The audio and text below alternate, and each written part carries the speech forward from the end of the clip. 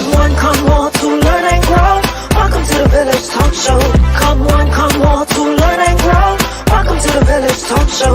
We discuss what people need to know, empowering them to learn and grow. We discuss what people need to know, empowering them to learn and grow. Give praises to Jehovah, from whom all blessing and knowledge will flow.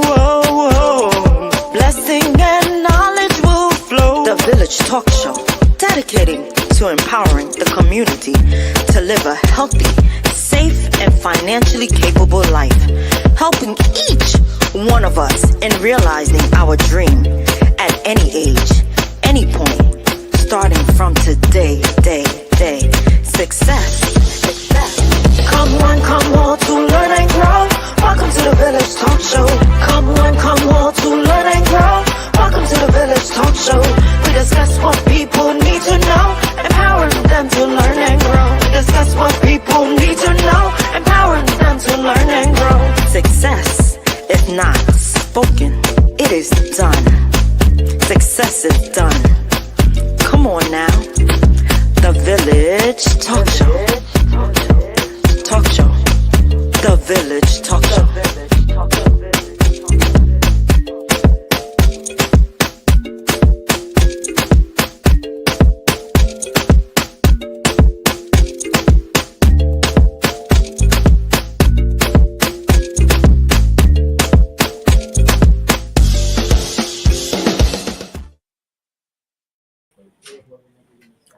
Hi, good evening, ladies and gentlemen, and welcome to another episode of the Village Radio Talk Show.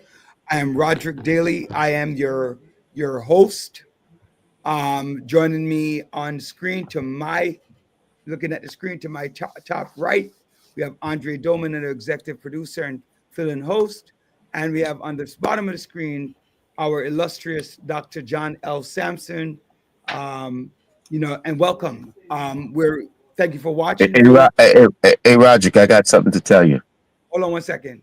Where we're dedicated, please share, like, and subscribe to the Village Radio Talk Show, where we're dedicated to empowering the community to live a healthy, safe, and financially capable life through education, helping each one of us in realizing our dreams at any age, at any point, starting from today. God bless each and every one of you, and thank you for joining us this week as we celebrate another week, the second week in the sixth week in the seventh week of the year. So welcome all. Let's start with my top right. Andre, how are you doing? Excelente. Excellent. So hablas español ahora. All right. It's nice. Muy un poquito. Muy un poquito. That's not even a word, but we appreciate it. Thank you. Well, muy un poquito. Very little. Muy poquito. Yeah. See? Terrible already. Terribly. We understand that Spanish is not your thing. Muy mal. Muy mal. But you're on vacation this week. So how are you muy mal? Oh no, relaxing. A lot of drawing, a lot of relaxation. So there's that. I hear you. So, John, how are you doing? How's everything going? I'm doing well, blessed, and even more blessed. Excellent. A lot of things going on. We have a guest today, so we kind of. Oh, just a point. This Saturday. Wait, I'm getting to you. Now we have a guest, so we're gonna have to run through points, ladies and gentlemen. So make sure that you fully participate. Call us in. Have a conversation, have conversations. Let us know what's going on. John, from the start of the show, you have something burning. What's burning? What's burning, John? What's burning is this Saturday, Swarthmore is playing Haverford. And I just want to let you know, I told my daughters to make sure that she beats the crap out of Haverford. 1 o'clock game, brother. 1 o'clock game. You want to go down? Yeah, definitely. All right, so we'll drive through. No, I'm dead serious. If you want to drive down, we could go to the game. Yeah, I'm thinking about it. Let me know, and we could definitely go. yeah, it'd be a nice little ride, and so so yeah, it would be great. Come down and see the big rivalry between Haverford and Swarthmore. Was it women's or men's, or all of them are playing? Women's. Women's. All right. But sometimes they make a big deal of it, so it might be the men are playing too. Yeah, I told my daughter to make sure she puts an extra, score extra 20 points on Haverford, All right. Your daughter's a senior now, right? Yeah. She's starting point guard. All right. So let me know if you want to roll. Yeah. If you want to roll, we roll. Right. All right. So let me know. I just so not go. Well, you know what's going on and what is going on in the city. Where do you want to start? Let me ask you a question. They're saying it's so chaotic in the city. Can you define to me what is the chaos going on in the city? Are there any disasters going on? Are we still fighting crime? Are we dealing with any deficits? Are we working on a budget? Or is it because the mayor has a relationship with a person that is everyone's enemy? So because he's my enemy, it has to be the mayor's enemy also. I think David Patterson said it best. He said people are in an arm and in an uproar because he has a relationship with the president of the United States, which they despise and don't like. Who's they? A lot of the elected officials. Ah, right. The elected officials, and everybody talks about the people who are holding these rallies. Those same people who are holding these rallies never supported the mayor in the first place. Exactly. And the second thing I want to say is, I had an opportunity to talk to the mayor about this, the situation with Tokol, and he says, you know what, he's going to work with the governor, and he just wants to make sure that there's stability here in the city. So whatever it is, his point of, I'm going to work for the people of the city of New York. And it's just a noise. And who is creating the noise? The elected officials who want to run for mayor. So here's my thing, John. Eric Adams is a duly elected member of government, right? He's duly elected by the people, and he didn't cheat the election. He didn't have people go out and vote twice. He didn't have people go out and vote 15 times. He didn't have people do all of these different things, right, to be elected. He got elected fair and square. He got indicted, right? He got indicted. And right now they're looking at dropping the charges with prejudice, right? Which means that they cannot charge him again, right? That's what with prejudice means. So for those of you who are looking at that statement, with prejudice means that they cannot bring this, right? This charge up. But I think they're talking about that they're dropping the charges, but it's without prejudice, not with prejudice, without prejudice. No, without prejudice, right. Yeah, so they can bring it again. Okay, it's without. Okay, I thought it was with prejudice. No, without prejudice. So they're basically saying it's a quid pro quo. He's going to assist them with this immigration edict that the president is on in exchange for him to get a get out of jail free card. And I don't think this is what the prosecutions want people to infer. And that's just not the case, man. But Roger, I think though it's not the prosecution, John, because remember the prosecutors are going to court to say that they need to drop these charges. So no, but it's not. That's the Attorney General's office from Washington D.C. It is not the Southern District's office. They're saying they're not saying, and they have to take the order from them, and which let my thing is that it's just become political, Is there a weaponization? It just shows you how political our criminal justice system is, man.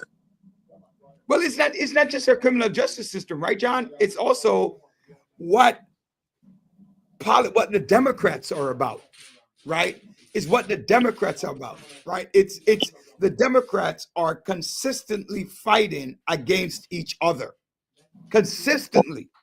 And they're trying to push the narrative, right? They're trying to push the narrative against a fellow Democrat, right? They're not sticking on a Republican in the president, Donald Trump. And you're right, Roderick. You're right. You know, you're right.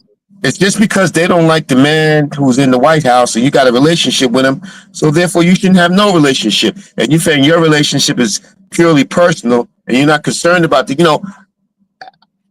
I say this. Tell me one elected official who would support violent migrant criminals to live in their district. And that's the point, right? We on the show, all three of us have, all four of us have stated clearly, we don't want violent anybody in our communities. Correct. Roaming around on the street.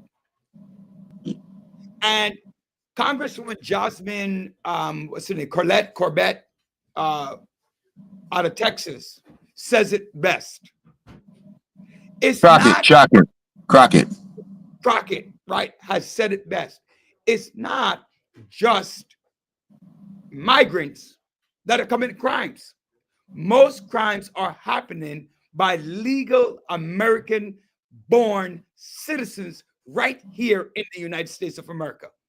But because you're doing basically what Hitler did, identify a group and galvanize people behind that group while he's wiping away other groups.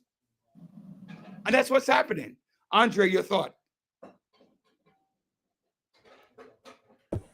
I mean, I agree. We said it before, right? And I don't think a politician is going to support the chaos that we say that's happening. But I think it's they call it like how do I put it? Politics is like trying to win in a sense. So if I for example, I see what Trump is doing regarding the congestion. Not to bring up this new topic yet, but knowing what he has done over the years, he had put a halt to the congestion pricing, right? And so it's like a lot of New Yorkers will be happy about that. There's not gonna be no more congestion, but then he might flip-flop later on, put it back in place, and kind of like take like a victory lap of what just happened. So I think. So I mean, we can all agree that a lot of people are not in support of the congestion pricing. It's once again. Wait, John, before we continue, right? I just want to address Karen. Karen, we have spoken about the wrongful deeds, right? We've spoken about legislation about wrongful deed. We are going to have a show next week to talk about wrongful deed. We cannot do wrongful deed every week and every day. I understand that it's a major concern of yours about deed theft, but we are addressing it. And I understand that it's a major concern of yours, and I don't want to take it away from you, but we can't spend every show every week talking. Well, Roger, I think so for us to help Karen, and if that's an issue, maybe we should try to invite somebody from the DA's office who deals with that. I think that's what we're going to do, Karen. Get somebody that we can get from the DA's office to talk about that issue. Because what's important to you is important to a lot of other listeners. So I think we need to get on that. Right. That's why we're having a guest next week. Make sure, Karen, I'm telling you right now, you and I are going to fight because we're having a show to talk about what to do with wrongful deed theft, how it's done, And so you better make sure that you send out that information to your group and invite friends so that when we talk about it, right, and what to do to stop it, that you're there. But we are having a conversation with elected officials. So don't feel like your topic of deed theft is not being answered. It is being answered by everybody. And next week's show, hopefully our guest will be perfect to talk about deed theft and what to do to avoid it. So don't think that we don't think it's important. But we can't spend every show to talk about deed theft. That's all I'm saying. Okay, the topic is very important to us. We believe that deed theft is a problem, especially Brother, she got it already, man. Let's move on, man. She got it already. Let's go. All right. We're talking about the relationship, right? And what that looks like. You know what I love about the media, John? How they highlight something and make it the norm. Oh, the DOJ lawyers are quitting because they don't want to do this. It's an order of the president. Move on. Right? Move on and make it happen. Right? To me, he has a city to run. Right? He has a city to run. I don't think he's doing a bad job. I think he did mess up big time with the migrants. That was a big issue. The migrants, I don't know. You know, tell me how we messed up with the migrants. Tell me. Because John, let's be fair. I'm being fair. Tell me. You explain to me how you messed up with the migrants. Because you have a significant amount of budget cuts around education, law enforcement, housing, and I got this information from a migrant themselves. They're getting thousands of dollars a month to stay in a shelter, to do this, do that, while you can't have certain programs in schools. Roderick, you talk about those cuts. Those cuts were restored. Let's call it for what it is. Those cuts that were proposed, they were restored. So everybody talks about, hold on. You talk about the migrants. Who voted to be a sanctuary city? We did. All right, then. So deal with it. Y'all voted. This is it was okay. It was okay when it happened in Texas. Nobody said anything. It's what we do all the time. As long as it's not in our backyard, we're okay. But once it's in our backyard, we have problem. That I agree with, because once you put the shelter next to you or in your neighborhood, I don't want it there. So if everybody talks about violent crimes, what's going on in Rikers, they shouldn't, we shouldn't have ICE there. They shouldn't be deported. So those same individuals, those same migrants who commit these violent crimes, open up a shelter in all those districts and see what they say. That I agree with. That part I agree with. That I agree with. I agree with the fact that you can't say you want to get rid of Rikers or you want immigrants to have a place to be, and then once they put someplace, they're loitering, they're doing this, they're doing that. You can't have it, but you can't. It's not like we have a separate island that says we're gonna put all the criminals, all the migrants. That makes no sense. They're gonna live at your home. They're gonna live next to you. They're gonna live in your building. They're gonna live in your neighborhood. If you ask for it, you're going to get it. However, all the cuts were not restored. I know that factually too, John. So that's a fact. All the cuts were not restored. So what cuts were not? What are the cuts? Because I talk to John. I speak to principals. I speak to migrants. I speak to community, and I'm telling you, people who look at the agencies, look, even our community board budget was cut. Even the community board budget was cut. We don't even have discretionary monies to do something for our community. Not even discretionary money. So okay, you talk about discretionary money. So we're a sanctuary city, right? Right? This is because the federal government, right? So where's our money from the federal government? Is anybody knocking down the federal government's doors saying, give us the money? Ron, I don't care where the money's come from. My debate is not where the money's come from. But you don't care where the money. Hold on, but you hold on.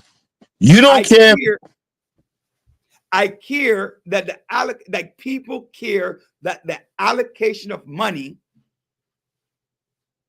So why aren't we? So why aren't we advocating for our federal representatives that we want money from DC? DC wanted us to handle these issues. Give us the money. That's well, we have money, John. I'm telling you. Hold on. You just said. I heard from the migrants' mouth. So what, Roger? Okay, Roger, you heard from the migrants' mouth. You know what? So if they're getting shelter, they're getting this. So you know what? Why don't those people who are complaining about the migrants getting that? Why don't they go live in the shelters? Why don't they eat the food? You know, why don't they go in the shelters? They talk about this is what the migrants getting. Do you know what migrants are actually getting? Do you know what food they're being served? Do you know the conditions that they have to live in? You know what the one? I see it. I see it every day. Wait. John, I had a conversation with a migrant, right? The migrant said, instead of putting us in a hotel, pay the rent. It's actually cheaper to pay the rent than put them in a hotel. Think about that for a second. The rent is cheaper than paying for them to be in a hotel. The rent is cheaper. So what are you going to rent to them for 30 days, 60 days? But I'm saying, John, you're not. I don't think you're being fair. You don't think I'm being fair? Why not? Why am I not being fair? Why not? Because at the end of the day, think about this for a second. Let's say we go with the $125 a day. Let's say we go with that number times 30 days. Right. So let's do 29 days because there's a 28. No, actually, let's do 30 days on average. Right. 30 times 125 is over $3,000. Right. A one-bedroom rent is nowhere near $3,000. Even if the city is paying for it, the city allocates about $1,900 for one bedroom. Okay. So you take that and you do 40,000 migrants. Right. Almost $450,000. Okay. Oh, I'm sorry. My math is off, but it's a significant amount of money that the city can allocate someplace else. Okay, and you're saying that money can be allocated somewhere else. But once again, who supported New York being a sanctuary city? Again, I'm not arguing about the sanctuary city, John. I'm arguing about So if you're a sanctuary city, that means they're entitled to certain things. So no one thought about this. No one thought about this because John, you find housing. Like I know somebody. Roger, Roger, no, hold on, Roger. Housing. Okay. To retrofit you know how much it costs to that housing? You know how much it costs? You know the tax breaks that you have to over a period of time. These migrant shelters are only for a period of time. They're not in perpetuity. I agree, John. But there's certain things that I have to say that monetarily we could do with some of that money.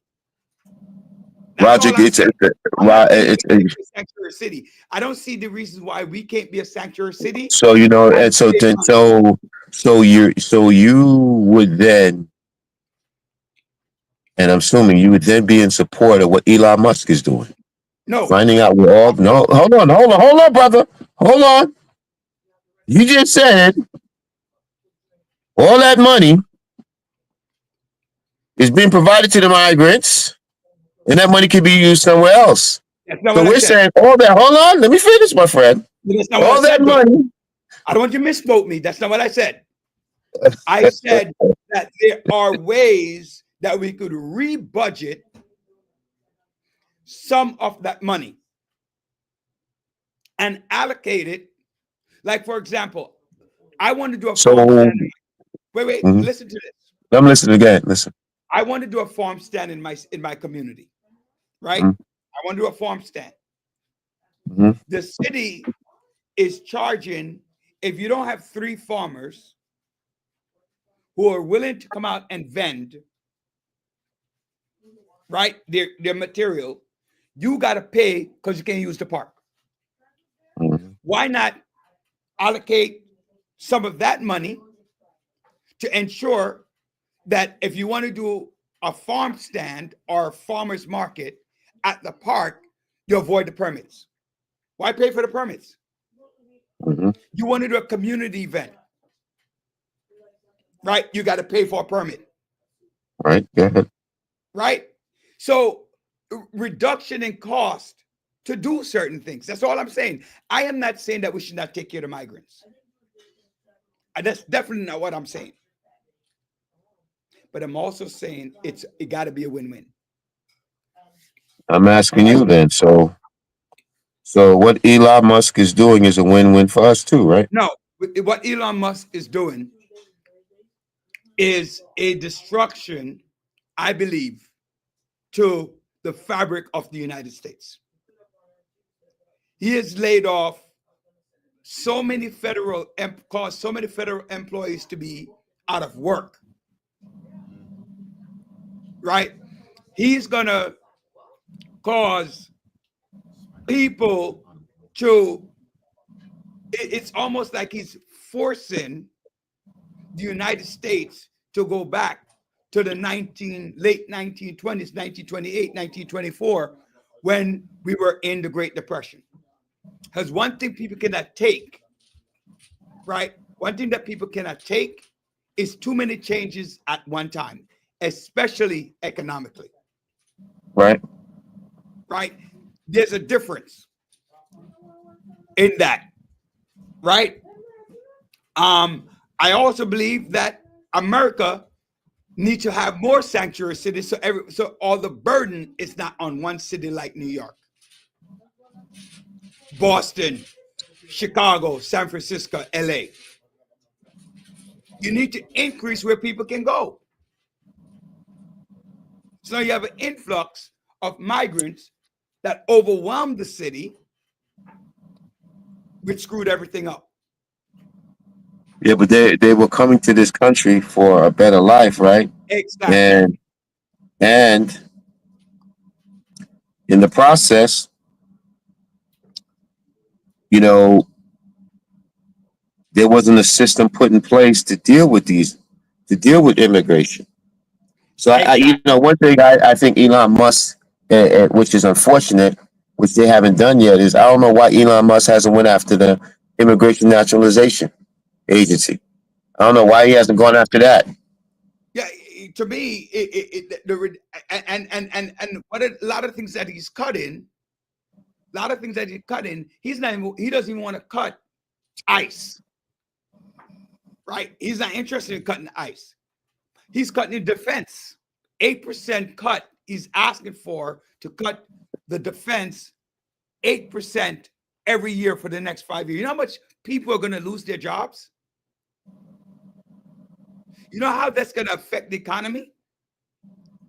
I believe strongly, and this is my opinion, John, if you're unemployed, you're idle, crime is going to go up. True. Right? Mental health, we're going to have issues. Suicide is going to increase. You can't provide for your family. It's going to increase. What they're doing to America is ridiculous. I want to talk about something. I know that both our guests are here, but so I want to talk about they're coming on at 8 o'clock, so we have about 8 minutes. All right. So we have the removal of congestion pricing. Hallelujah. I don't care what Kathy Hochul says. Oh, the city and the government and King. Congestion pricing, and correct me if I'm wrong, John, is a regressive tax on the middle class. I agree. It is a regressive tax on people. Like today, my boy had to go to the doctor. Right? Had to go to the doctor. He has to go to the doctor and pay $9. Right? That's more than the copay. I'm not even talking about I his bet you copay. that's more than his copay. Yeah. It is actually no, yeah, exactly. It is more than his copay. If Welcome, Dr. Brian. Welcome. welcome, Dr. Brown, welcome to the show. Good Right, evening. right. Before I forget, I want to say happy belated birthday to Sophia, which I didn't from last week. So happy belated birthday to you. So, Sophia, happy birthday. Not Willisy. Not My our cousin Sophia. Our Sophia September. Oh, Sophia, okay. Okay. And I'm glad you said that. I do want. Stickle's wife.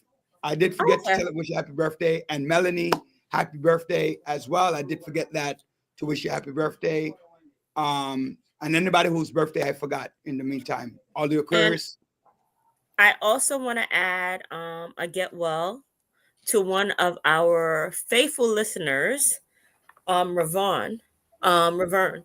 She's always listening to us, turning on everything every week.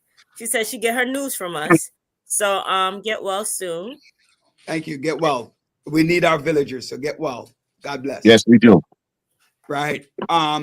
So what do you, Andre? Let's get right to you. Good move, bad move, terminating congestion pricing. I'm gonna leave John for Good last. move. It's a good move. As I was saying, you know, nobody really liked it. I sent an article in the group wherein Kathy saying that in the last month there's been people who have been happier supporting it because there's been decrease in traffic, decrease in congestion. But of course, the people who will be driving and everything, and if villagers, if you want to comment, I mean, still facing traffic. Maybe this week or when we on the holidays from school, we don't see a lot, but throughout the year, the traffic is still heavy. And then now that's extra money that taxpayers have to pay, right? They're paying multiple tolls already, and then now you add on a third toll. So I think it's a good move wherein, Trump halted. Now, my thing is really, you halting it, what else is coming, So it's like at the end of the day, I was thinking about that. Yeah, because how are you gonna gain back that money that you lost? Because you saw the increase, right? And the funding. Exactly, and they're talking about they call it sending out stimulus again, which is gonna be crazy if that goes out. I just find it just so interesting. You stop one thing and you do another thing, and you heard the people same way. So, yeah. Dr. Brian, your thought on it before we quickly move on? This is where I disagree with him with so many different things, but I agree with him with halting congestion pricing. It's a waste of time. We live in a city. Why are you hurting the people that live in the city? We can't even go to Manhattan without paying a toll. I wouldn't even mind if they had decided to do even Brooklyn Bridge or Manhattan Bridge $1. But to do, $9? Yeah. And it's actually $13 if you don't have Easy Pass. Yeah. Right? So no, John, I'll leave you with the last word on this before we get to her. We have another controversial thing that Trump did, that I'm going to leave that with you too. So what's your thought on the congestion pricing? I think I was told you, I think the congestion pricing is a regressive tax, means the working class and the poor folks, we pay for it. Mm-hmm. Yeah. And that's the thought, right? So Kathy Hochul is trying to spin it politically. No, Manhattan is not for the rich. Manhattan is for New Yorkers, not for the rich. Is that what she said? No, that's what I'm saying, right? The last thing before we have 3 minutes, and we want to talk about youth sports. Want to get to it real fast with our guests, Kevin Rice and Jerry Katsky from the Bonnies, talk about what kids need to do in preparation for the summer. And they're going to highlight some of the stuff. But we have 3 minutes before our guests come on. And I want to ask a question. He reversed transgender being in the military. Thoughts? Let's start with Andre.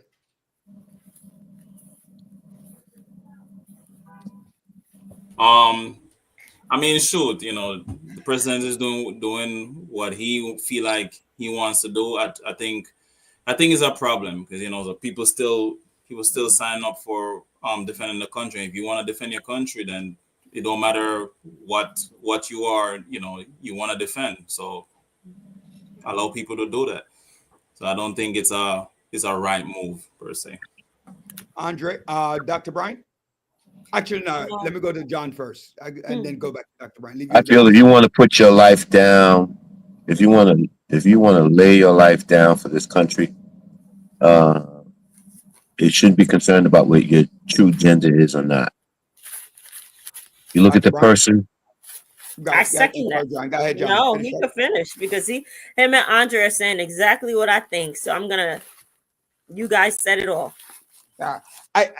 I think the president made a call based upon what the military has been complaining about for years. But when I was watching the one transgender, what if you go from female to male, what are you, a male or whatever you are? Male. You want to be characterized as a male.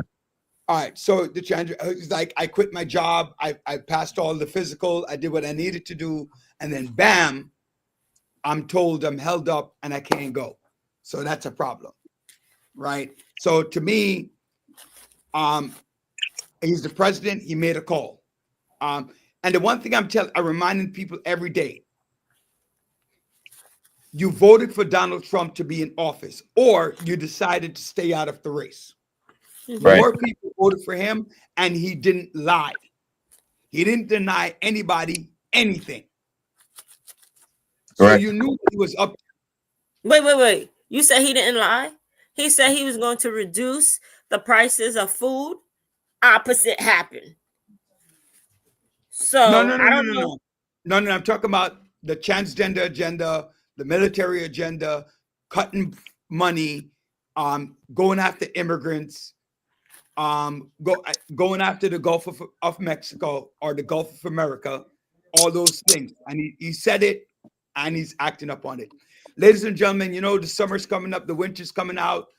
Many of our children are, but they do, mine too, no different, sitting in their room, playing on the computer, and they need to get out and do something.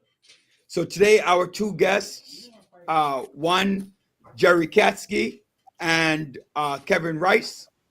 Welcome, gentlemen, to our show, where we're talking about youth sports. And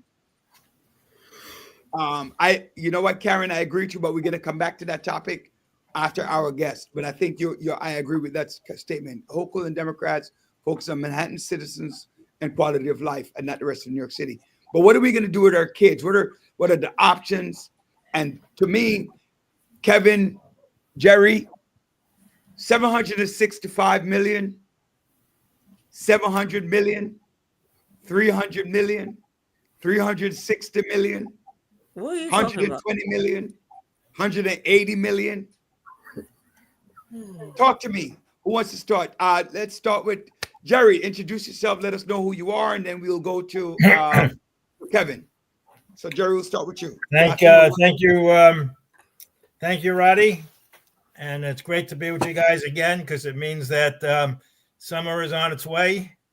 This has been our traditional getting ready for the season meeting.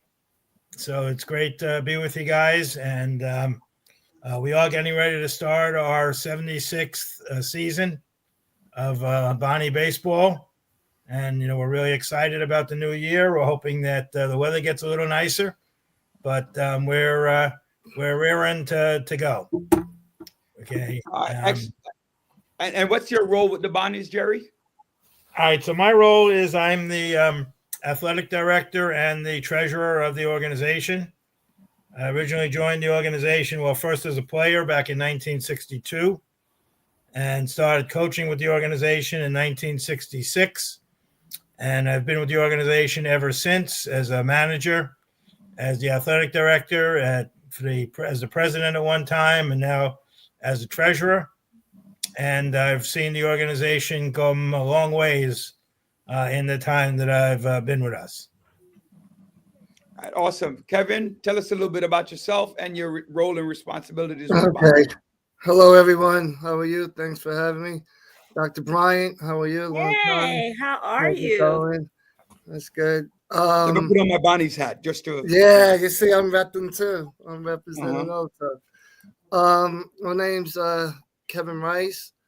I'm presently the baseball coach at Gaynor High School. It's in Williamsburg. I played for the Bonnies, coached for the Bonnies, board of directors. I'm presently the president. I was fortunate enough through baseball to play in like 20 different states, at least coach in all kind of states. I coached at Shea Stadium, right? It used to be called Shea Stadium, it's Citi Field now. I was fortunate enough to coach there. Yankee Stadium, I coached. I think I probably coached over 600 players in my life. You know what I mean? I was fortunate. It's rewarding to me. You know, I stayed in touch with many of them, been invited to their weddings, baby showers, you know, special events in their life. So it's something that, you know, I'm passionate about and I enjoy doing. All right, that is awesome.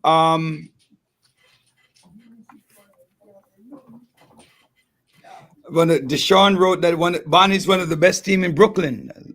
He lost to them in the 70s. Is that right? That's over 50 years ago. All right, Deshaun. You know, I'm glad to be part of the organization.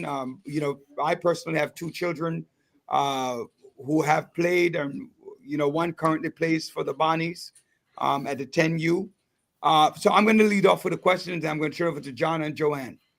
Tell us one of the positive things about youth being involved in sports. So let's start, Kevin. President. Definitely lifelong lessons. It teaches you how, especially in baseball, how to overcome adversity, right? How to keep trying, how to become leaders, and also how to learn. In baseball, there's a lot of failure, right? There's a lot of failure in baseball. You could fail 7 out of 10 times at bat, and be considered one of the greatest who ever played the game. You'll make the Hall of Fame if all you did was fail 7 out of 10 times. And you can't do that in too many other sports.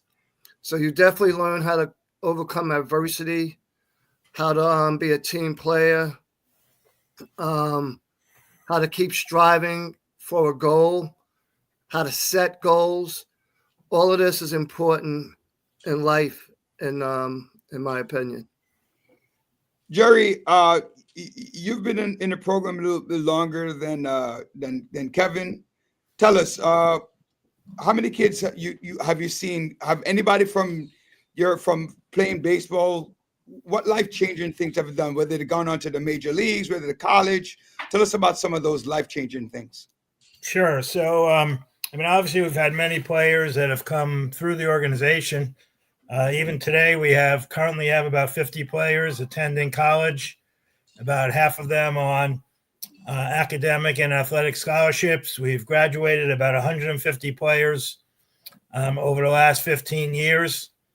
Okay. And many of them have gone on to become doctors and lawyers and teachers and policemen and firemen and engineers, as well as, you know, professional baseball players.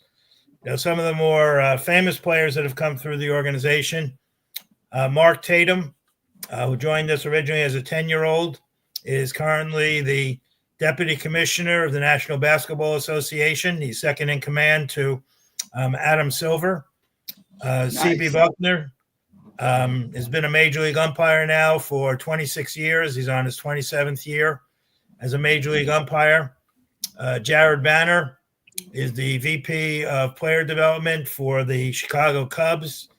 Robert Vaz is a minor league hitting coach for the Chicago Cubs. Eric Delon is a state assemblyman. So we've had about 6 or 7 guys who have played in the major leagues. We currently have 2 players in the major leagues.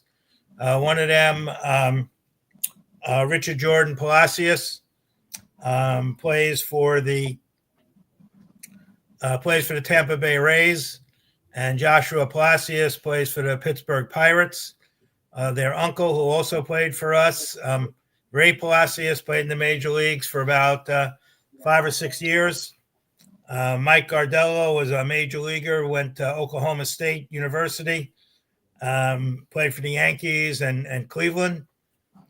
And Larry Yellen, who goes way back, pitched with us back in 1962 and played on the Houston Astros. So we've had many players come through the organization who have gone on to become professional baseball players and professional people in sports. And as I said, many of them have gone on to doctors, lawyers, teachers, policemen, firemen, engineers, all kinds of professional vocations. Yeah, sometimes Jerry forgets, and I always remind him, Anthony Ramos. Anthony Ramos was an actor in Hamilton. He played like 3 different roles in Hamilton. Like, he couldn't hit. He couldn't hit. I'm glad acting worked out for him because he's great as an actor. Absolutely. I mean, he has a movie career and everything. I'm sorry, Jerry. Go ahead. That's all right. That's all right. We'll get him in there one of these days. Did Dylan Betances play for us and Nelson Figueroa? Did he play for us as well? Well, unfortunately, they both played for the opposition. Ottavino had a cup of coffee though. We played. We played against Nelson and Dylan on many occasions. Okay, they both played for an organization called Youth Service League, which also had a number of major leaguers. Manny Ramirez played for them, Frankie Rodriguez, and a number of other major leaguers. Sean Dunston. But they were part of the worthy opposition. I got you. John, I'm going to give you the next question, John, because I know that John, was also, head of the New York State Senate a few years back. And he likes to bring up the fact that the Bonnies used to take care of him lovely. So, John, I put the next question over No, the Bonnies did not take care of me lovely. I used to play for the South Shore Athletic League. Yeah, so the Bonnies did not take care of us lovely. I heard that you said it several times, John, that they gave you a scouring. Don't deny it now. No, they didn't. We were the opposition to the Bonnies. I know.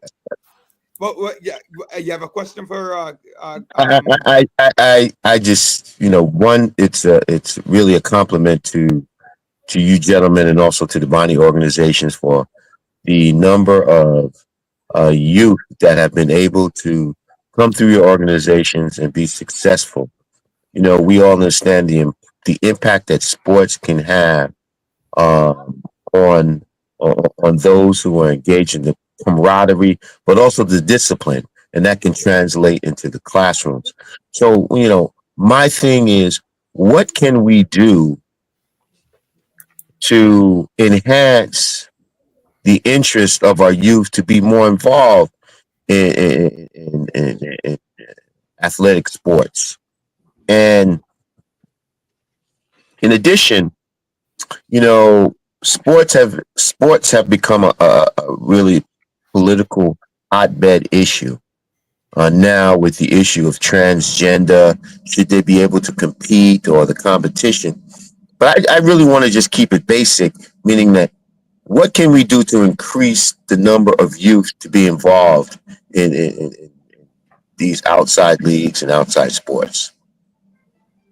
What more can we do on our end, your end, to attract more to the Bonnies and to other organizations? That's my question. Sure, and it is a challenge. Because one of the things that we've seen is that the level of interest has tailed off. And it's very hard getting a lot of players involved. But I think the most important thing is to try to get them involved at a young age.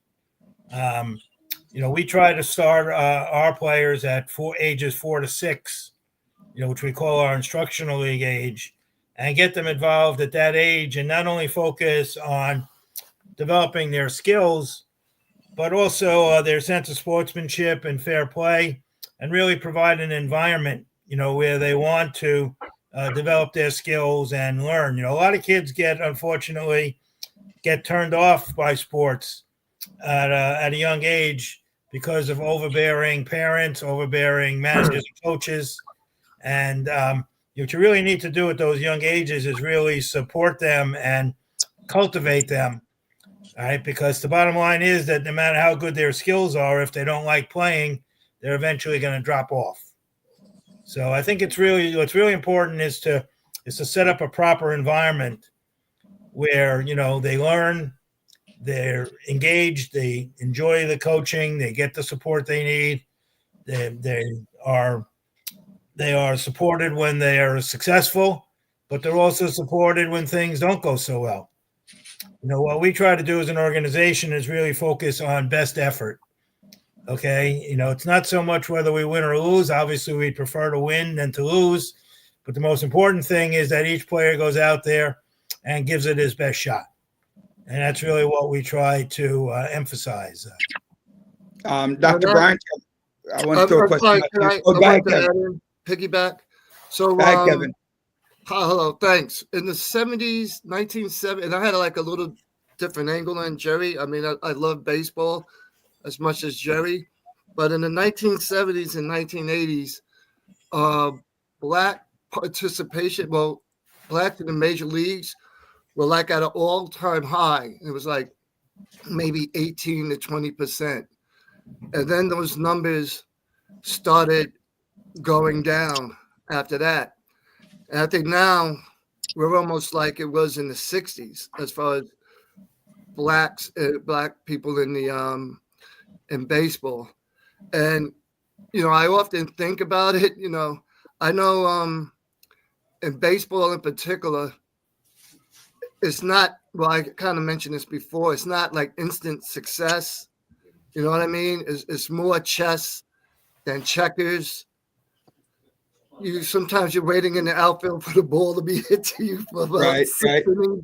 You know what I mean? It's not that kind of excitement. Yeah, excitement. the excitement. Unless that's your thing. You know what I mean? If that kind of game is your thing, you know what I mean? You enjoy it. You can focus through it. But it's patience. Yeah, it's a lot of patience. And plus, I don't know if it was going to be mentioned, but the cost also with some of these youth programs, you know what I mean? It's beginning to be kind of pricey compared to how it was, 10, 20 years ago. So I think cost has a lot to do with it. And because of the cost, exposure is lacking in some communities. Like exposure to baseball is probably lacking in some communities. Suburbs is striving, you know what I mean? And I'm sure other sports as well. But, we have to make it a little more cost effective as well. Dr. Bryant, your question? No, I'm listening to what you just mentioned, Mr. Rice, and just trying to think about I'm trying to process what you just mentioned, costs, and how not everyone is exposed to it. So for example, Bonnie's, where would you find most of your players from? And where's their opportunity for other players to get involved, like you just mentioned? And how can they get involved? Especially areas that typically wouldn't have sports. How can we push for activities for them to become a part of that? Jerry, you might know the demographics a little bit better, right? Sure. Well, certainly, our organization, we really try to draw from all areas. It's kind of things have kind of changed over a period of years. So, when I first joined the Bonnies back in 1960s and even into the 1970s, there really were very few minority players involved. I mean, it was almost all Caucasians and maybe some different Irish and Italian and some Jewish players, but there really was no minority involvement whatsoever. And then as we headed into the mid-1970s and into the 80s, and we moved into a different area where our clubhouse was, we moved from being on Church Avenue and New York Avenue to Church Avenue and Argyle Road, around Coledown Avenue, and the demographics of the community was different. We really got a very strong influx of minority players. And since then, we've been really a very diverse organization. We have players from all nationalities, all religions. And, one of the things that I think we've done better than most organizations is really providing a very diverse culture and community where all the players feel comfortable. Mhm. But now, Go ahead, now, Jerry, please. let me just go on for maybe a few more sentences. But now one of the things that's happened is that the area around where our clubhouse is has become much more, I would say, soccer focused than baseball focused. Mhm. And it's kind of becoming harder and harder to interest the younger players because, our whole model is that we're going to bring the players into the organization at a very young age and cultivate them over a period of years. But what's happening is it's harder to find, 4 to 6 year olds or anyone in those younger ages that really want to play baseball. They're all playing soccer. Mm. And there's really two reasons for that. One of them, like Kevin said, is the cost piece. For soccer, all you have to do is have your sneakers and your shorts or, work uniform, and you go out and you play. And that's it. That's all there is to it. Baseball, you need a glove, you need some experience. You have to get up to the plate and really one-on-one, excel. Whereas in soccer, it's easy to get lost in the crowd and just be part of the whole scene. So, our challenge, and, it continues to be a challenge for us, is to attract new, younger players that can be the future of the organization. I used to coach at Tilden High School as well. I was a manager there for a while, and I would have my baseball. What year at Tilden? I was back when Rock was the AD, so probably about 05 to 16. Oh man, I was going by then. I played in the '80s with Coach Abramowitz. Oh, Abramowitz, right? Yes. Rodney Rogers, Kenny Grant, Willie Jean, maybe some of those guys. Willie, I played with Kenny. I played with Kenny G. I played with Rodney Rogers. I played with his cousin Gary. Yeah, Gary was the truth. I'm sorry, I forgot I was on the podcast. Yeah. But Gary was the truth before he got a little ill. He was Gary. on his way. He was on his way. Rodney got signed by the Mets. I'm not sure if you knew that. No, I didn't know that. Yeah, by the New York Mets. So what I was saying, and those were all black players that you mentioned back in the 80s there. So I would be practicing with my team on the baseball field. A ball would get loose. A football player would pick it up and throw it into the infield. And he would have like a stronger arm than half of my team. I would just think, like, if he was exposed to baseball at the age of 4 and 5, you know what I mean? He would be running the show. Some of those athletes on that basketball court, if they were chasing fly balls, you know what I mean? Like also Wayne Linton. Linton Dyer? Oh, Wayne Linton. Wayne Linton. Wayne Linton. Yeah, he I think he played with us a little bit as well. Okay. Yep. Mm-hmm. And who else? I played with Gary. They would run through a wall from Abramowitz. Most of his players loved him. Oh yeah. We love the Bromwoods, man. Yeah. Yeah, he sure did. Yeah, we sure. Will Cheatham? Cheatham. Oh, Yeah. yeah, he played Willis Cheatham. He played with us as well. Yeah. Will Cheatham. Yep. Yeah, he's a big lefty. Yeah. I'm Yep. surprised they didn't recruit you for the Bonnies, man.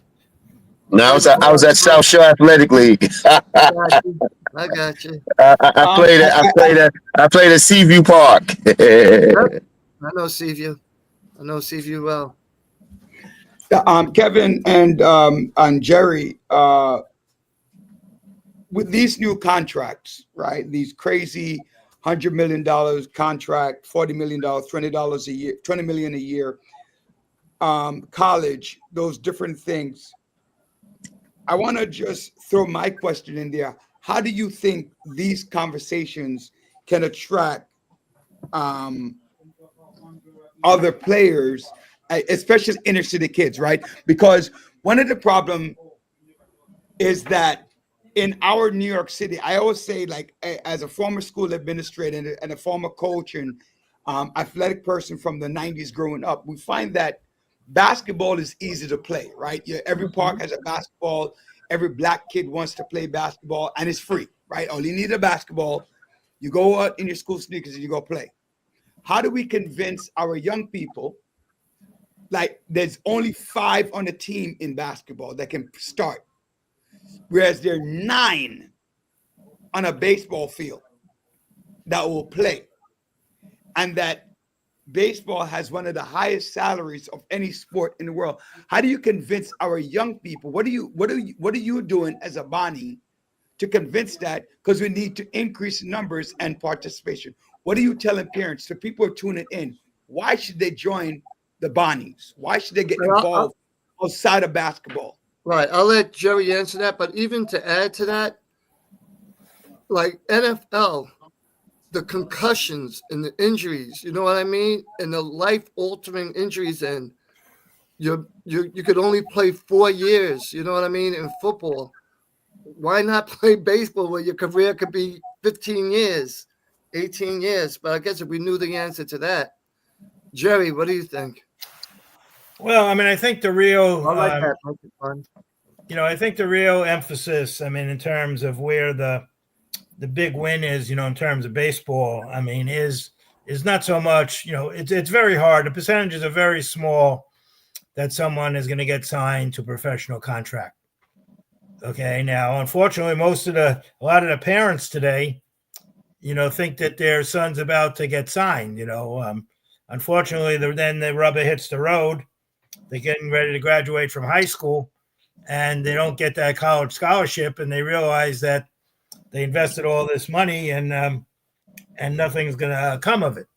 But the real push is really to use baseball to get into college and graduate from college. Many of our players, look, we have some players that are obviously top flight students. I mean, they're guys that are going to get into college and succeed in college no matter what. But then we have a lot of other players who really owe their success in college to baseball.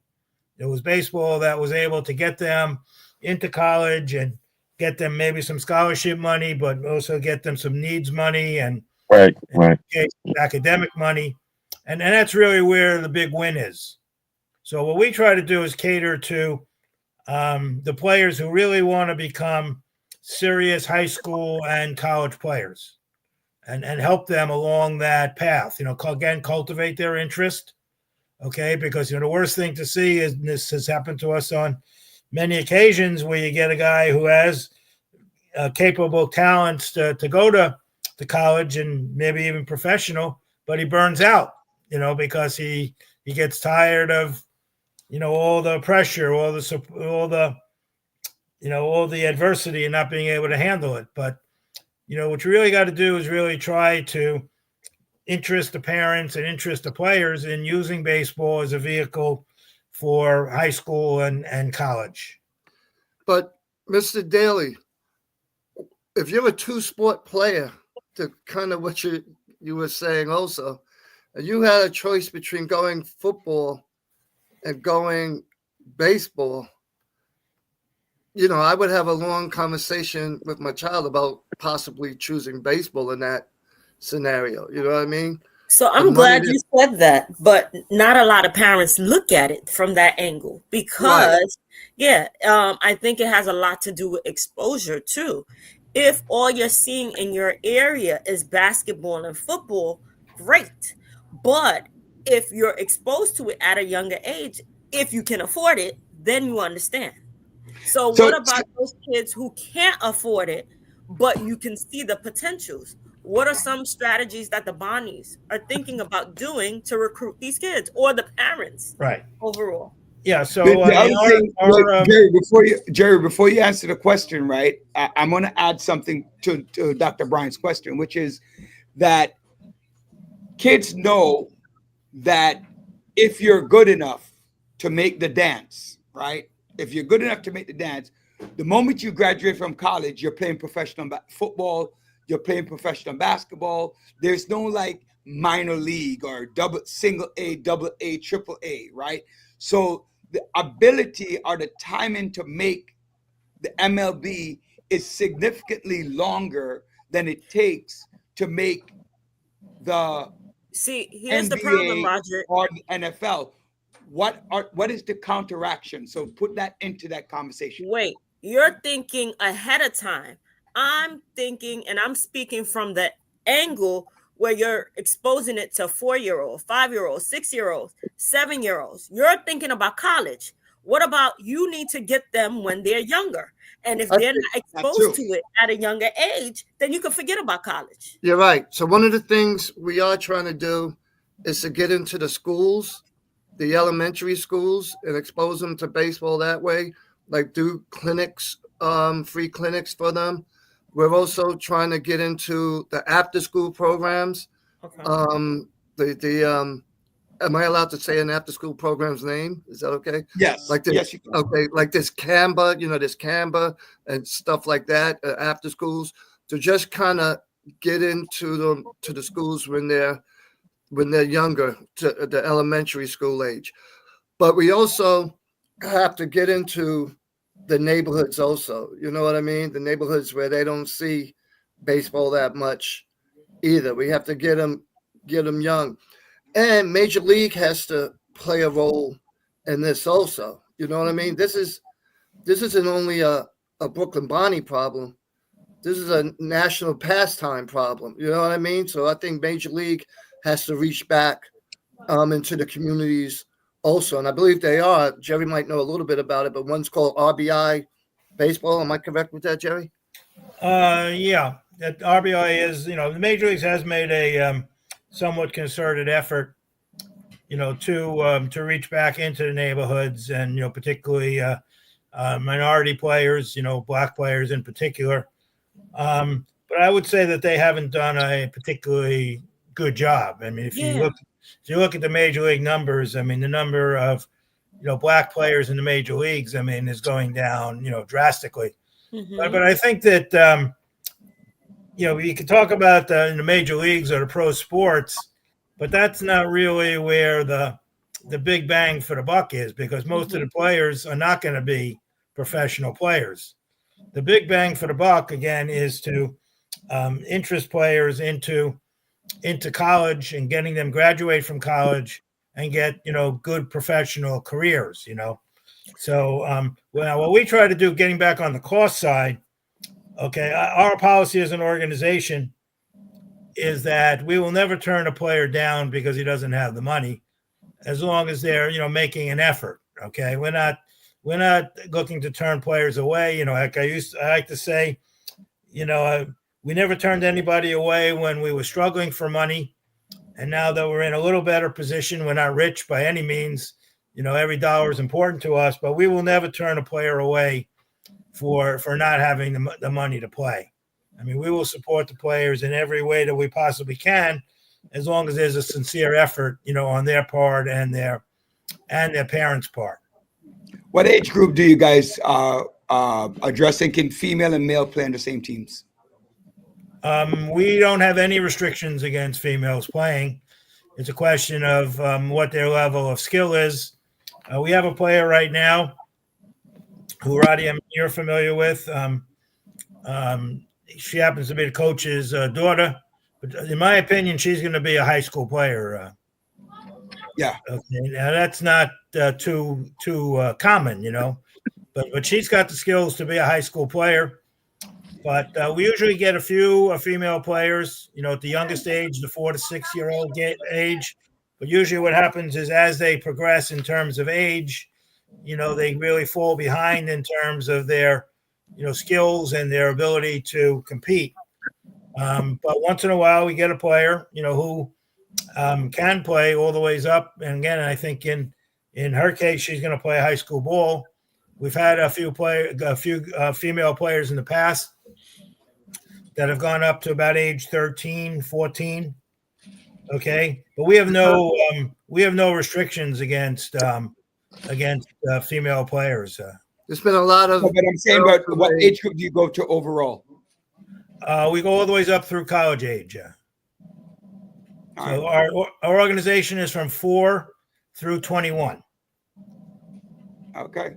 And we have, we have some players in the organization that have played throughout. We have some players that have come into the organization at the age of 4, and we've seen them graduate from the organization at the age of 21. Now, that's not every player, but one of the things that we're most proud of is the fact that we return about 85% of our players from one year to the next. A lot of the organizations we compete against, every year they're recruiting a new players. Okay, that's not who we're trying to be. We're trying to take the players that come into the organization, develop their skills, and turn them into successful high school and college players. Kevin, you wanted to add something? Yeah, it was a while a conversation. There's been a lot of girls in the organization that have made boys cry after striking them out and stuff like that. We've had some talented girls on the team. That's right. That's right.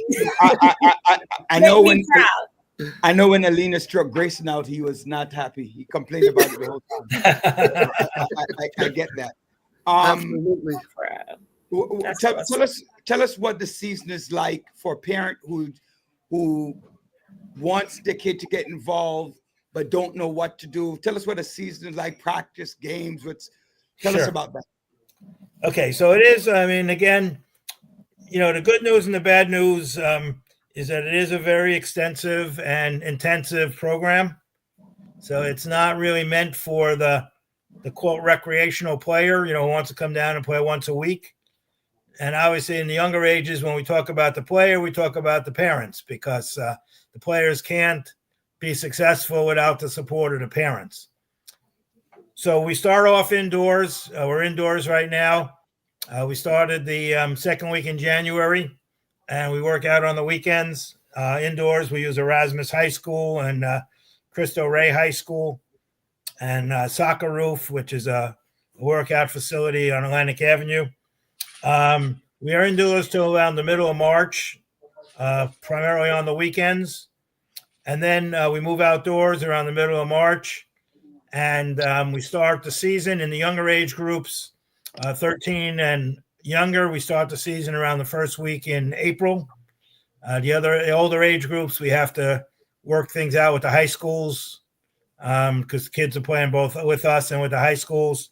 But we start the what we call the spring season around the first week in April, and the spring season goes till around the end of June.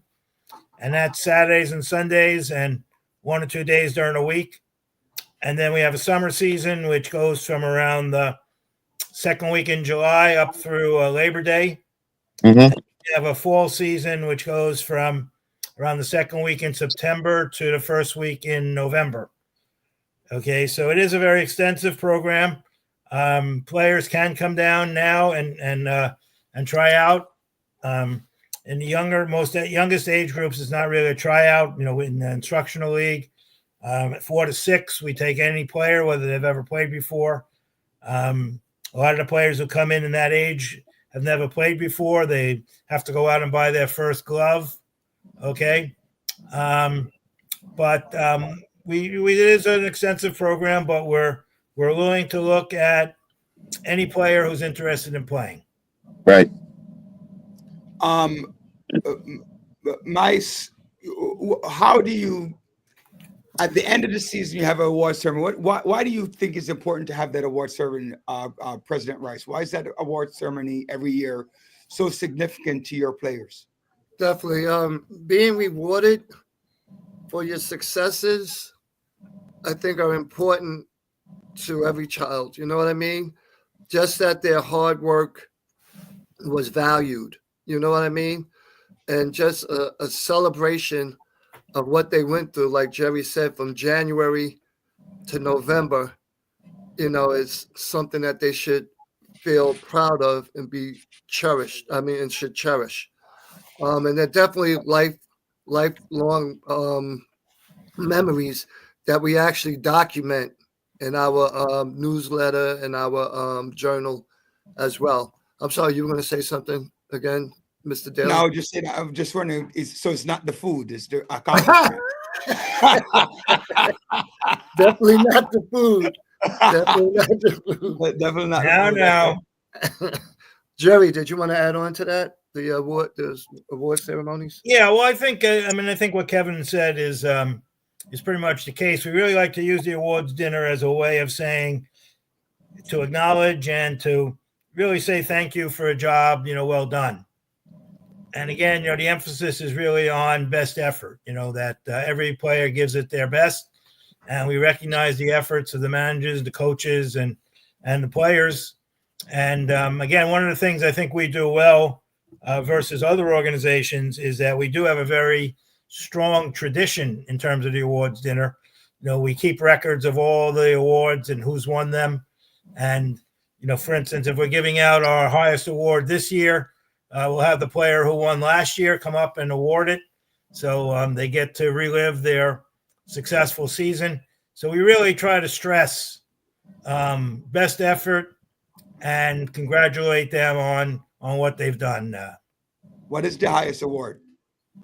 Well, the highest award is the of a player award is the Albani Senior Memorial Award to memory, obviously, of Mr. Bani, who founded the organization back in 1949.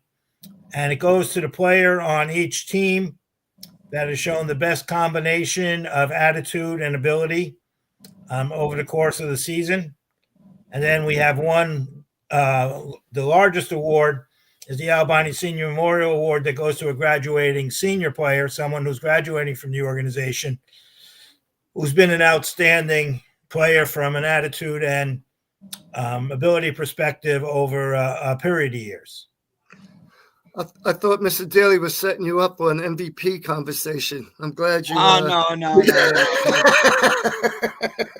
I'm glad you didn't throw that out. I know I have a little son who's he's not too bad. He's not too bad. It's not, I know him.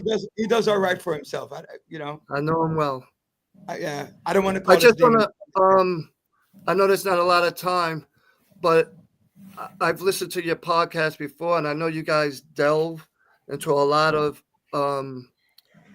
topics, and it is interesting. I mean, what we discussed this evening is kind of surface. Like, we went a little deep, but it's kind of surface.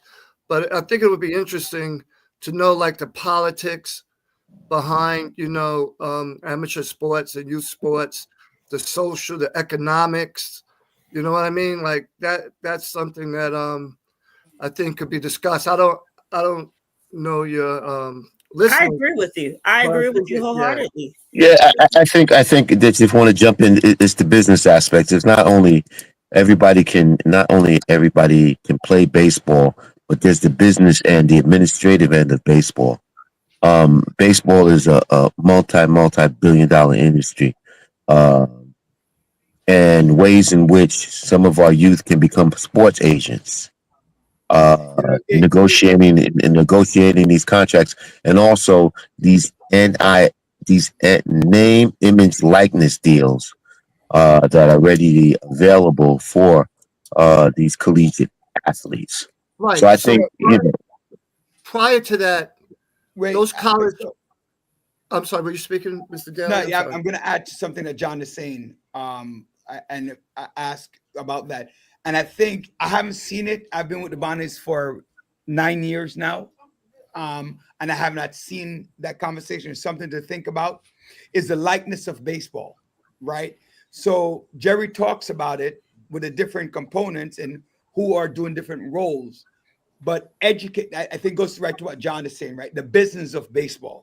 I think the Bonnies should start at a young age, start letting, a young person know about the business end of baseball, what you can do. You can be physical therapist, you can be a coach, you could be a student athlete, you could actually get a scholarship just to go to college, right? You could be a lawyer, an agent, an advisor, a college, high school coach, like Trainers, I trainers. was, Yeah. right? And the different components. And I don't think the Bonnies does that enough. And I haven't seen it, right? Well- About financial literacy and those things.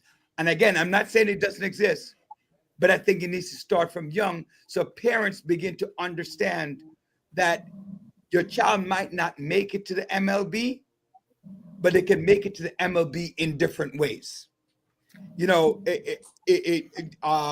Kevin and I both know, for example, if your high school baseball coach is 192 hours that you get in per session money, that's 192 hours at $55 an hour.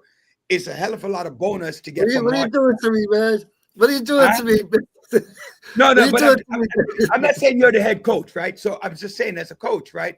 So like, and it's all sports, right? If you're a football coach, it's like 400 hours. If you're this coach, it's 100 hours. And these additional monies help, one, to help your pension when you get older and getting retired. Two, right, to help take care of is additional income. So parents, I feel like the Bonnies, adding to John's point, need to educate parents about the different components, right? So get them more involved. One of the things I say to myself is Bonnies cost X, Y, and Z dollars, right? If my son Grayson or my son Cooper stays at the Bonnies through high school and they get a college scholarship, I'm now getting a scholarship, and we know college ain't cheap, right? So we're getting that college scholarship, right, through 4 years or maybe 5 to 6 years, depending on what the years are. You get a master's, and if you get a scholarship, if you're dedicated, you get a full scholarship. That's $70,000-$80,000 a year that you're scotch free.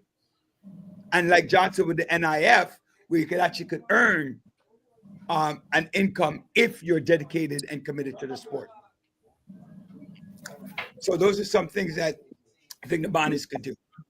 Yeah, I think there's a part of the Bonnies, Roddy, that you're not seeing. We actually put a very strong effort into helping our players in terms of college and beyond college. And many of our players have gone on not to be professional baseball players, but we have numerous high school coaches right now in the New York City area. We probably have about 10 coaches, players that came up through the organization that are coaching high school teams, either PSAL teams or Catholic school teams or private school teams. Okay, we have guys that have gone on to be trainers. One of our former players, Dan Rutenberg, is the CEO of Spear Therapy. He graduated from Binghamton, and he started with one office. He now has 25 offices in the New York City area that he built up from one office. So we do have players, and we've just entered into a partnership with 360 Academic Sports Academy, and we're working with them in terms of our college guidance and placement program. So we are doing things in those areas. Right now, the conversation here has been, again, primarily on the baseball on the field side, but we've helped many of our players in terms of high school and college and their professional careers. I think I agree, and we have many successes, but we don't have coaches giving 20. Our communication could be a little more on the field as well. is what I think Roddy might be saying. Like a coach could actually have his team in front of him and say, look, if you guys keep working hard, you know, you might not make the major leagues, but you can do, you know, this, that, and the other. I think that's where Mr. Daly was coming from. And we do have a lot of successes, and we are in individuals' ears when it comes to that. But we could probably broaden the scope a little and make it a little more visual to everyone. You know, the optics, right? The optics. You know, Yes. that's important as well. That's Right. important. You know, I think you know, parents want to know some parents want to know why am I investing, right? And that brochure, that pump, like you have a sit down, you know, we're thank you, baby. We have that that sit down with parents 9 through 10 or 11 through 12. Hey, your son might not be the greatest, but understanding the sports. I showed my son Scott Boris's net worth, right? Scott Boris's net worth is $450 million, right? And he's not a baseball player, but he has some of the best athletes in sports, right? Jeff Van Gundy never played a game, an NBA game in his life, but he became a coach and so forth and so forth. And what are those things that actually literally getting that done? Boris represents Soto. Say it again. Boris represents Juan Yes, he Soto. does. Yeah. He represents Juan Soto, used to run Alex Rodriguez and Bernie Williams, and Jerry, he what did they get? About 2% of that? 5% of that? they get 5%. 5%? That's 5%. legit. Yeah, a lot of the guys like him. Look, Boris is the top of the. Whether you like him or not, he's the top of the line. I mean, Yeah, he's the top Absolutely. agent. Yeah. yeah. I mean, You know, there's no question about that. I mean, One of my classmates, Division III, we played baseball together for a couple of years. He was a senior when I was a freshman. He became the vice president of play operations, and he in the Nationals, right? And he was with Arizona in Josh Burns, right? And he played youth baseball, and that's a good example. Thad Levine is another. He became a lawyer and an agent as well. So these some names that, you know, we play youth baseball, and I think the Monis need to do that for parents who are not understanding why I need to make that investment. Well, we have Anthony Ramos. Right. that's right. Right. And you know, Nelson Figueroa, he didn't play for the Bonnies, but he is on regular television as an athlete.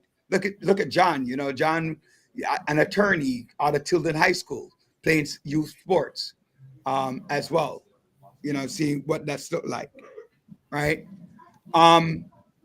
So the season starts now. It's going on every Saturday and Sunday. Tell us about the times and how can a parent join up if they're Sure. interested. Well, I mean, we have programs on Saturday and Sunday. Saturday, we're at Soccer Roof, which is 1700 Atlantic Avenue. We do have flyers, which I could certainly get you guys. We have we're at Soccer Roof on Saturdays from 1 to 3, and players can come down any age and register and try out. And then Sundays, you know, we're at Erasmus all day from 8:30 to 6:30, and we're at Cristo Rey High School. You got to give locations, Jerry. Erasmus is 911 Flatbush Avenue. And Cristo Rey High School is on East 37th Street. I believe it's like 710 East 37th Street between around Brooklyn and Foster Avenue. Okay. And our workouts are open to anyone who wants to come down and register and try out. If you said there's no tryout at the instructional league, it's just as you get older, you get to have to try out. Right. So instructional league is just registration. We take any player, whether they've ever played before or not, between the ages of 4 and 6. Okay. And even once we get up to, you know, let's say 7, our 7-year-old team and our 9-year-old team, and as you know, Roddy, our 10-year-old team are all looking for players. We do have some of our older teams are pretty experienced and pretty full. But for the most part, and the younger divisions, we're definitely looking to bring additional players into the organization now. I think your 11U team wants some players, right? 11U. Well, we're probably at this. Unfortunately, at this point, it doesn't look like we're going to have an 11U team. We have a 12-year-old team, and they have pretty much a full set. But we did not come up with enough players to, at least at this point, to field an 11-year-old team. That's a further discussion, but it's a sign of the times. That's what's going on. Like there was a time where every baseball field was filled with either organized teams or pickup games. You know what I mean? We have to do better to get those fields again. And widen your location to just one aspect of Brooklyn, and possibly thinking about Brownsville or East New York or something like that. Those kids. Well, we have players. I'm sorry, I didn't mean to interrupt, but we have players from all over. Okay. Our players come from all over Brooklyn. They come from some of the other boroughs as well. There are some hidden talents in those areas, though. It's deeper. You know what I mean? You got to go deep into some of these communities to get those players. They're there. And if we could get them when they're young, even better. That part. So how do you get funding? That's one of the things. Like you said, you talk a lot about cutting down cost. To all our listeners out there, how do you help to get funding? All right, so we run on a budget for the year of about $220,000. About half of that money comes from what we call our membership donation. So we do charge players to play. The amount varies depending on the age group. Okay, about half the money come from that. Again, if a player is not in a position to pay, then we work something out. We don't turn anyone away. Okay, and the other half of the money we basically raise ourselves. We are a 501c3 nonprofit organization. We get money from the city council, discretionary funding. We've also gotten money in the past from the major leagues. We have a few grants that we've received. We have one grant from a player that used to play for us. He's now the CEO of a corporation, and he's given us a grant for $10,000 each of the last few years. We also raise money through our awards dinner, our journal. We have a bingo game. We have all kinds of fundraising activities to bring in the money to run the organization. Okay. I'm looking forward to playing and watching some games. Is there any way like a fan can follow games or follow a team? Or is there like a website, anything that to see what the games look like, highlights, anything like that? Is there anything that you guys? Well, there is a website. The website really doesn't cover things at a game basis, but a lot of the teams now use Game Changer as a means of both keeping score of the game and also making the game visibly available to anyone who wants to watch. Mm-hmm. So that's something that we could send out. Most teams handle that on their own as opposed to through the organization, but we definitely could send something out where we could provide the Game Changer information for each of our teams that uses it. All right. Do you have like a constant contact that you send out messages to the community or something like that? But people want to be involved, and then this way you could get it out. That would probably be a good way to get that message out, right? Right. Well, we do have an email that we send out to the members of the organization and the parents pretty much on a weekly basis of everything that's happening. We do have to get a little hipper, I have to admit, a little younger. These young people want their information, you know what I mean? Their lights and everything like that. We have to, we have to reach them. You know what I mean? Gotcha. We talking like email, social media, like Instagram. Right. We have to, Twitter, X, whatever they call it nowadays. Yes. The WhatsApp, whatever. We're attempting. We understand. We're attempting. We're trying to get the young. That's why the topics that came up. The young people, a lot of them aren't. Not enough of them give back. You know what I mean? Like a lot of young people going after that dollar. You know what I mean? A volunteer organization might not be the way to go for them. You know what I mean? It's a lot. It's a lot happening in youth sports. But yeah, we have to get our message out to the younger people as well. All right, guys, I want to thank you so much for joining us on The Village. Thank you, gentlemen. Thank you. Thank you. It was a pleasure meeting you guys. Right, I love the B. You I'm going to Sam. continue working with the B. Bonnie's in Brooklyn. That's easy.